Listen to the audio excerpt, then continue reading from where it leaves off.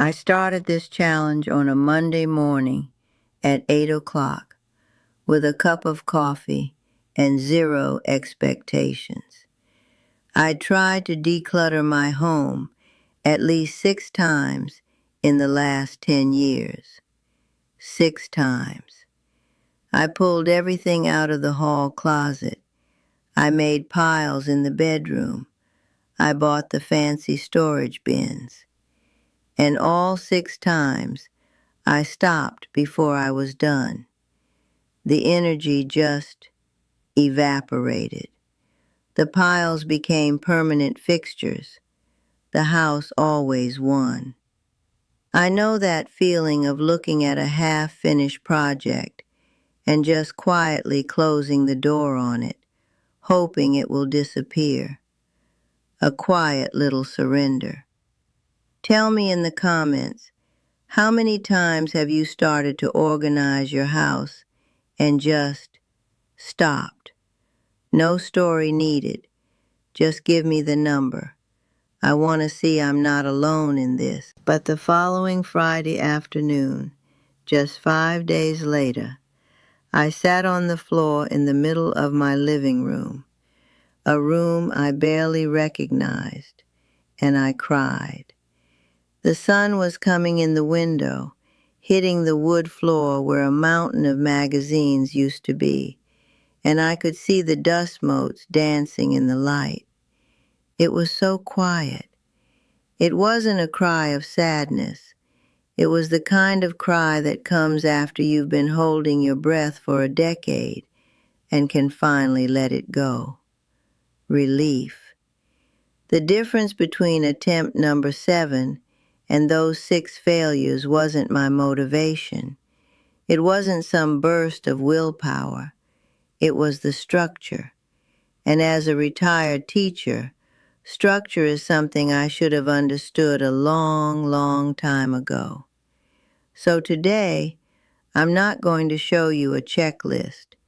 I'm going to walk you through the 7-day structure that finally worked and explain why it worked, so you don't have to wait for your 7th attempt to feel that relief. It was day 5, sentimental objects, the day I always quit. I was on the floor of my bedroom, surrounded by the organized chaos of the last 4 days, bags for donation, boxes for keeps. The sun cut through the window, making the dust dance in the air. In my hands, I held this small, worn wooden box, my father's things. I could feel its weight, not just in my palms, but in my chest, a familiar tightness. I knew what would happen. I'd open it, get lost in a memory, and the energy would just drain away. The whole project would stop right here with this box. But this time was different. I had a rule, a 2-minute timer for each object. I set the little kitchen timer on the floor beside me, and its quiet ticking was the loudest sound in the world. Tick, tick.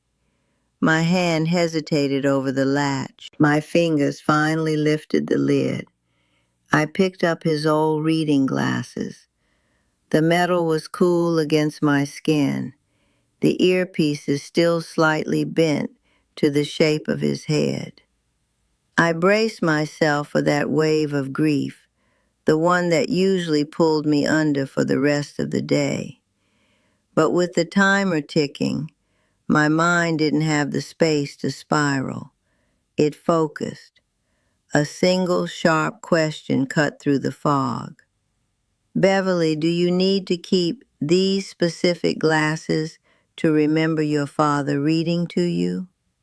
And the answer, clear as a bell, was no. The memory wasn't in the object. The timer buzzed, startling me.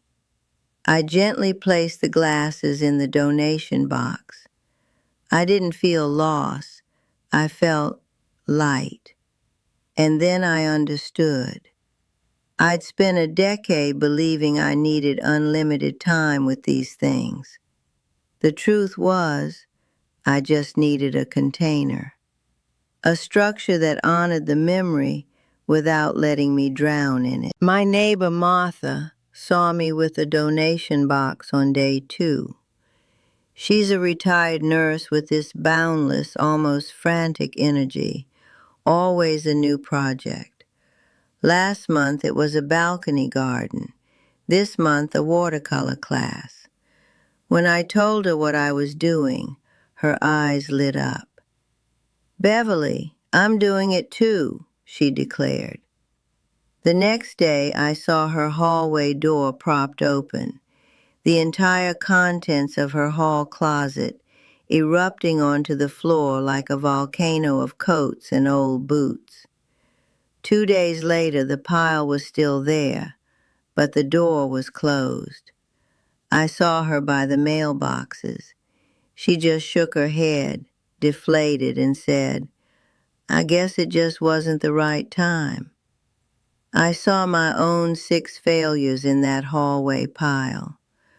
I saw pure, explosive motivation that burns out when it has no structure to contain it, leaving an even bigger mess behind. That afternoon, sitting on my bedroom floor with the timer resting beside me, I finally saw it all with a teacher's clarity.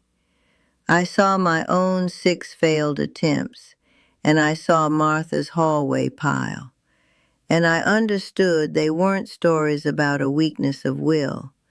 They were stories about a failure of design. For years, we had been trying to solve a complex emotional equation by just staring at it harder, hoping the answer would simply appear. We had the motivation. We had the desire. What we lacked was the correct order of operations.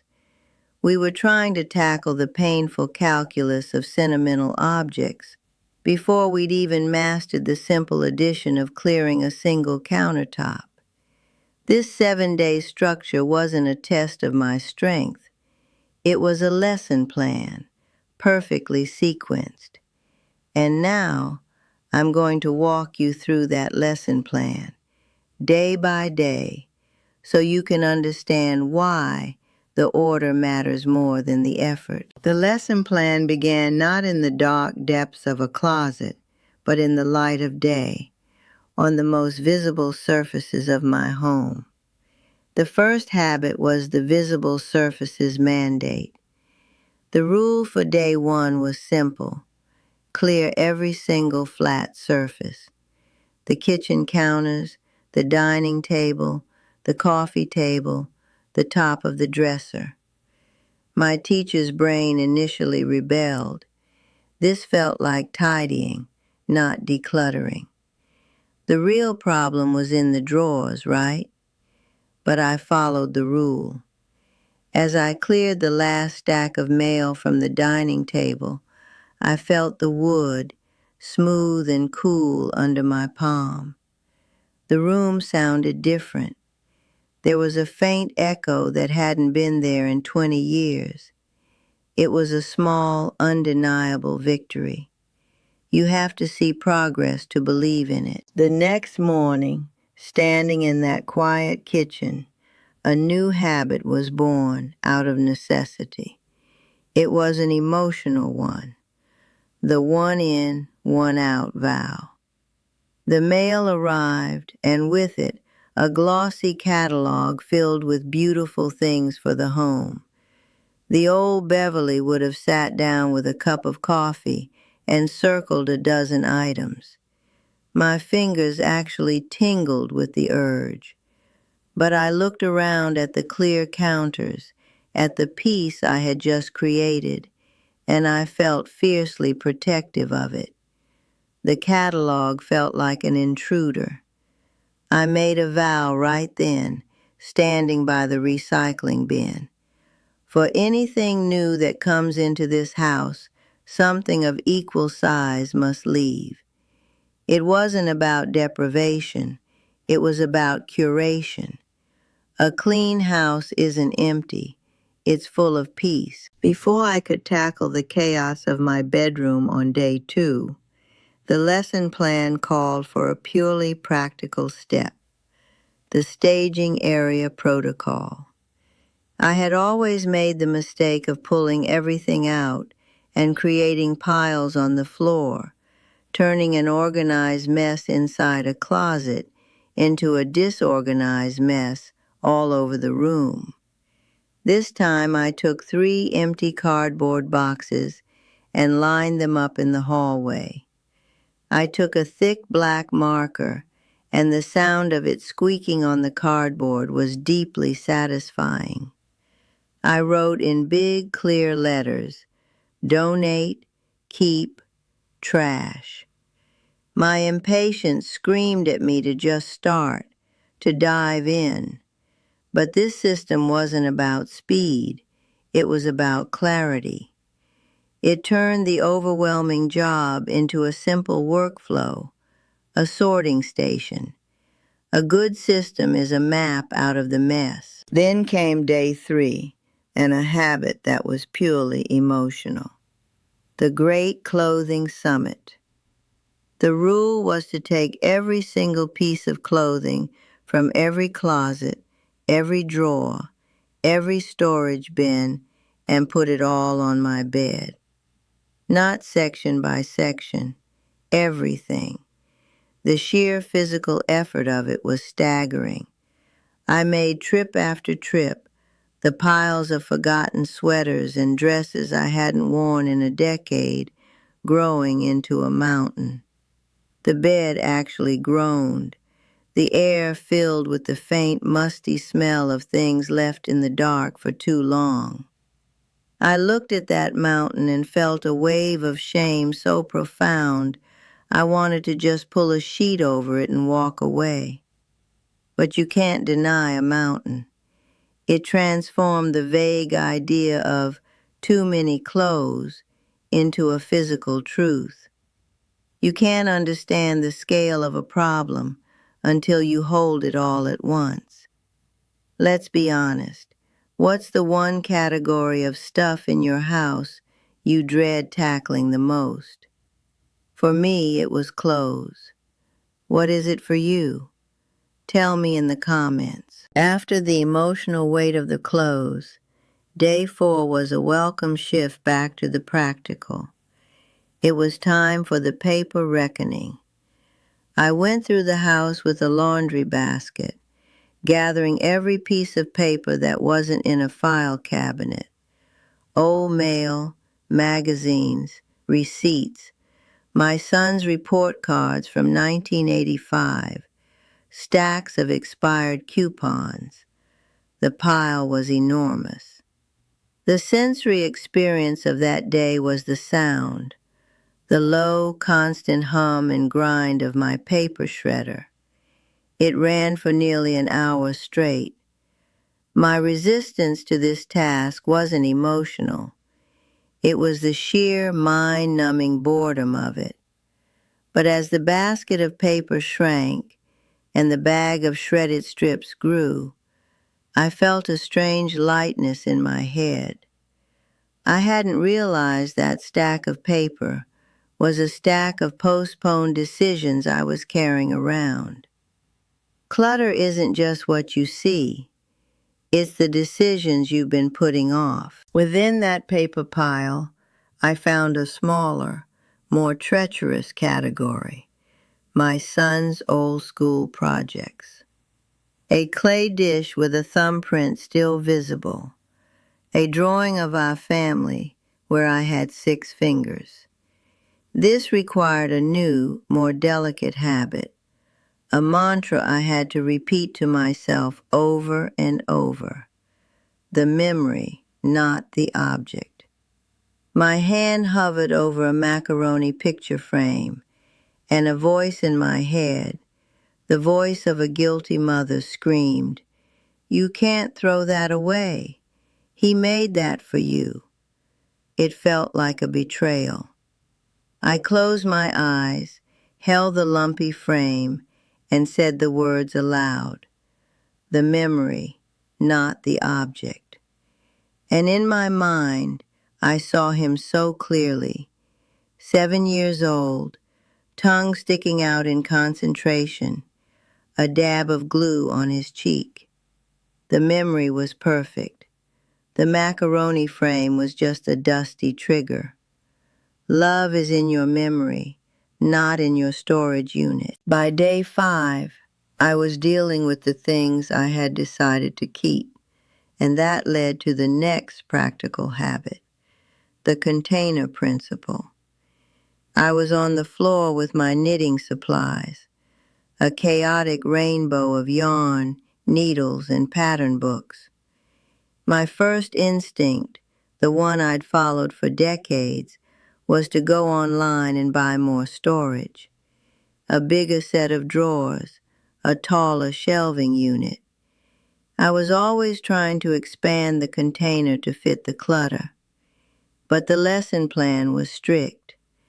The rule was that all of my knitting supplies had to fit into the 2 wicker baskets I already owned.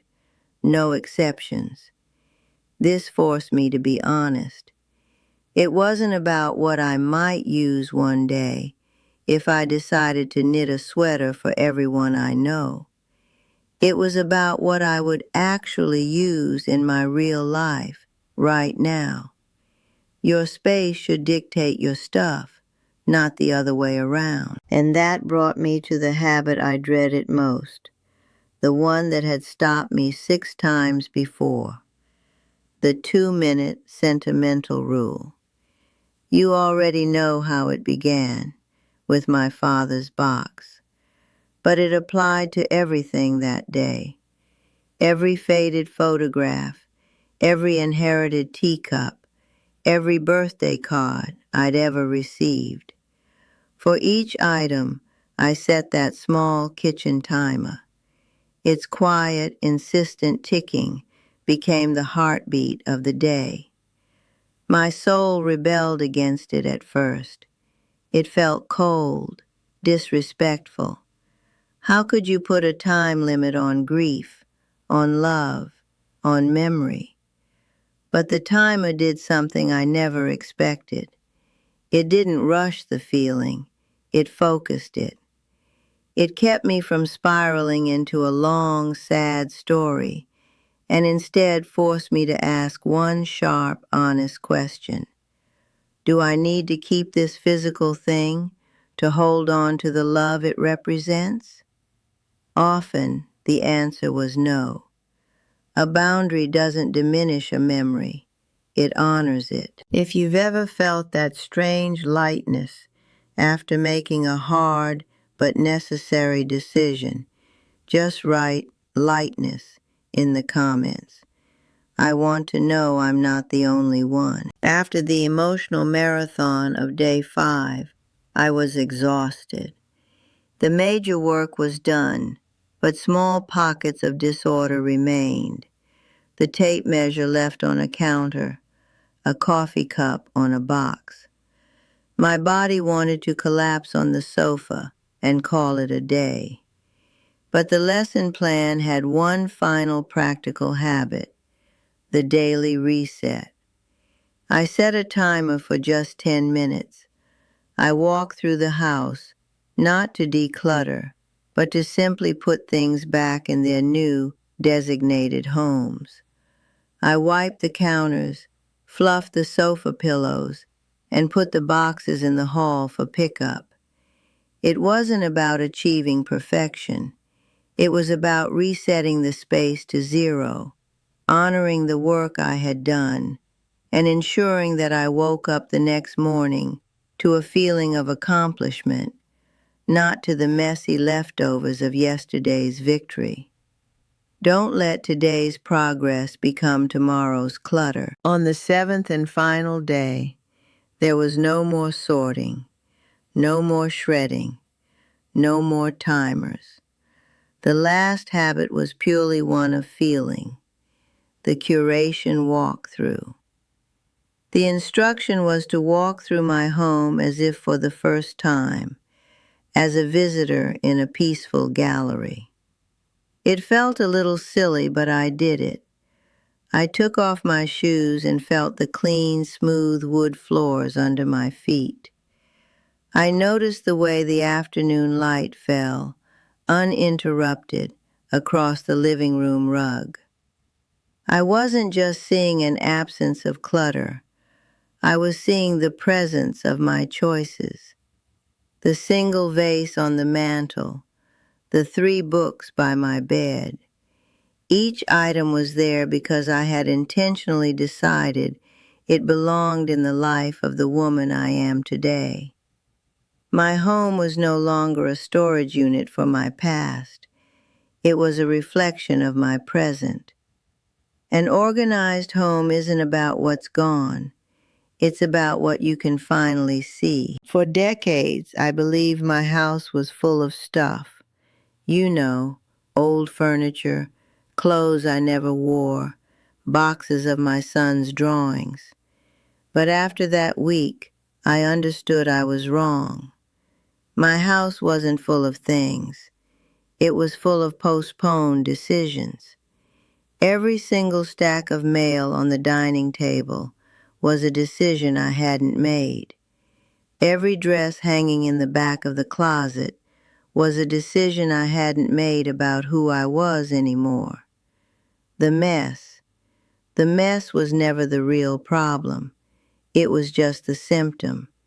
It was the physical proof of a life that had become stuck, a life being lived in a museum dedicated to a younger version of myself. A woman I love, sure, but not the woman I am now. This whole process, this structure, it was never about erasing her. It was about finally giving the woman I am today a clean, quiet place to breathe. Now I want to talk to you. Yes, you. The person who typed a 3 or a 5 or a 10 in the comments. I see you, and I need to tell you something with all the certainty I have. You have not failed. Your method has failed. You have been trying to climb a mountain with a broken ladder and blaming your legs for not getting you to the top. The difference between my 6th failure and my 7th success wasn't a sudden burst of discipline. It was a better ladder. You have all the willpower you need. You prove that every single time you start. What you're missing is a structure that protects that willpower from burning out. So please, stop telling yourself the story that you're just not an organized person. That is a story of character. Let's try a story of strategy instead. Your only job is to find a better ladder. And here is your first step. Tonight, clear one surface. Your nightstand, the coffee table. 10 minutes, that's it.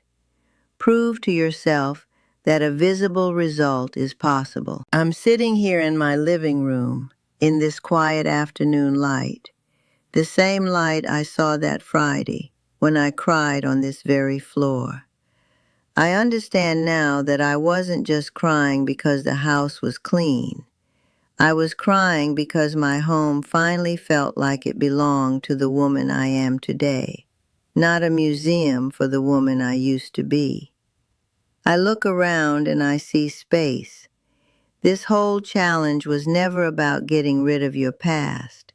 It was about making room for your future. And your future needs that room. So please, stop waiting for the right mood to strike. Build the right structure instead.